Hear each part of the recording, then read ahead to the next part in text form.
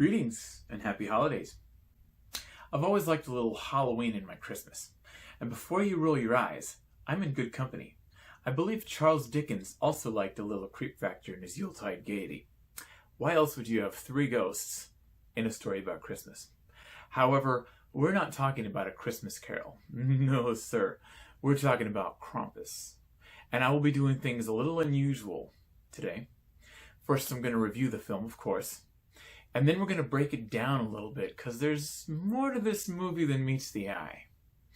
Anyway, with nothing further,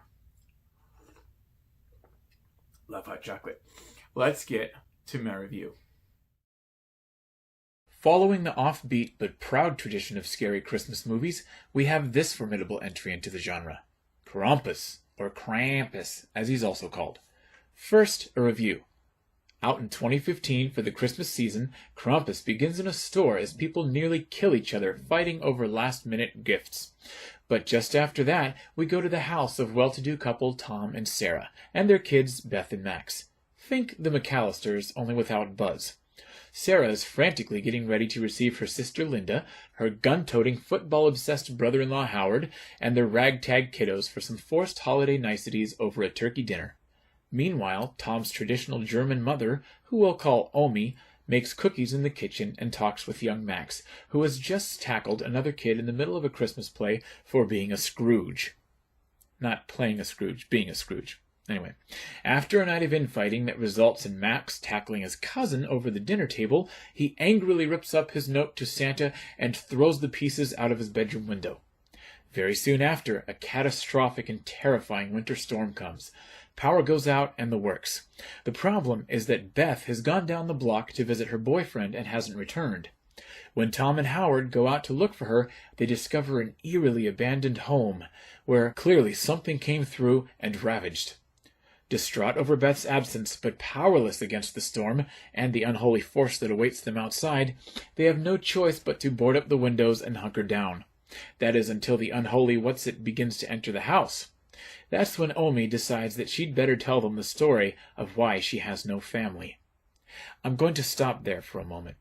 This scene, while it features a very stylized animation, which is cool as hell, is also devastating. Actress Krista Stadler nails it. When you see Omi cry over her family that she lost so long ago, you'll cry too. This movie features memorable performances from Toni Collette, Adam Scott, David Koechner at his iconic crooked smile, and a never-dull performance by Conchata Ferrell's attitude.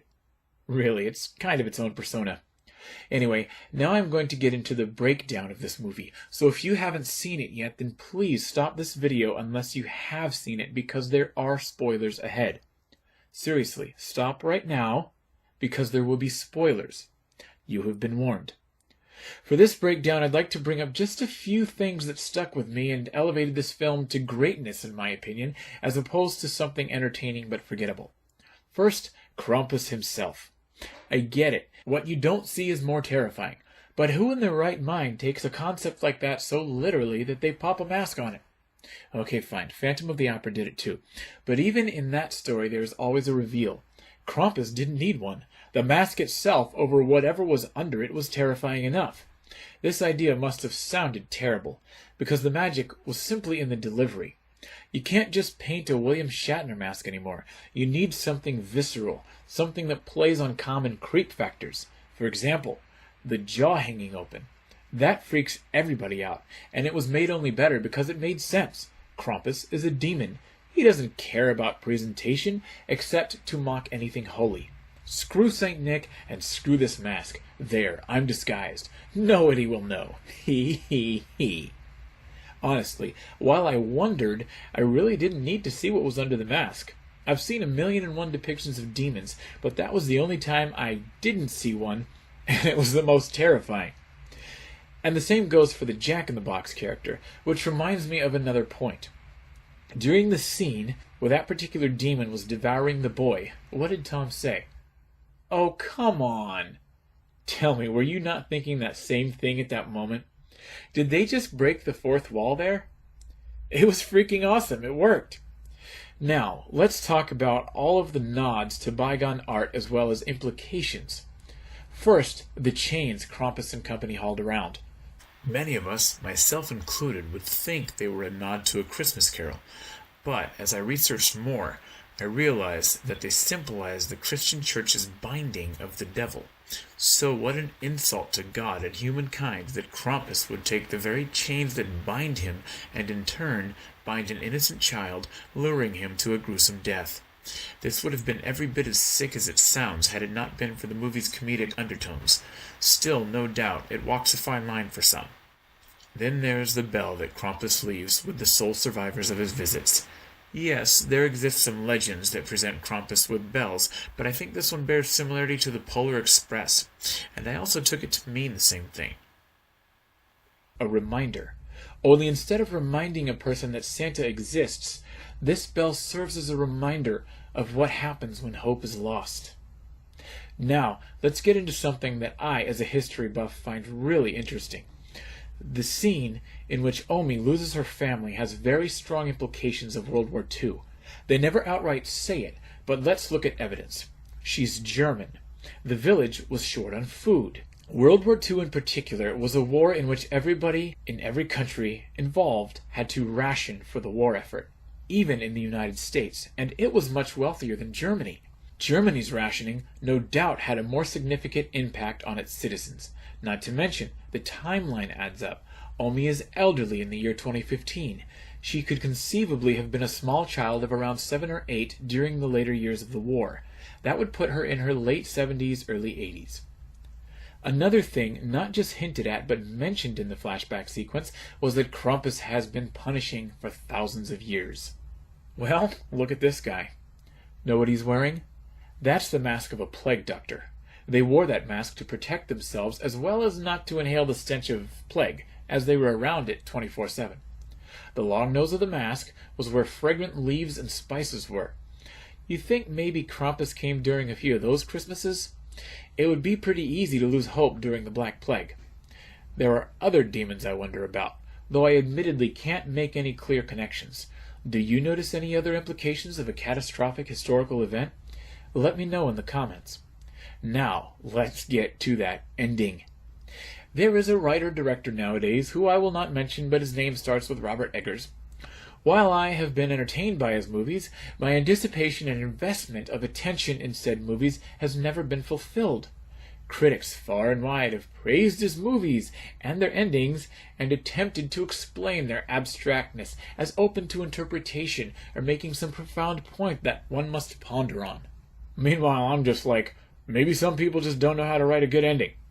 No, really, there's a difference between a well-crafted ending that leaves you with a puzzle and metaphorically shit in the bed when it's time to wrap it up. A freaking great example of the before mentioned would be Krampus. Max awakens to find that it is Christmas morning.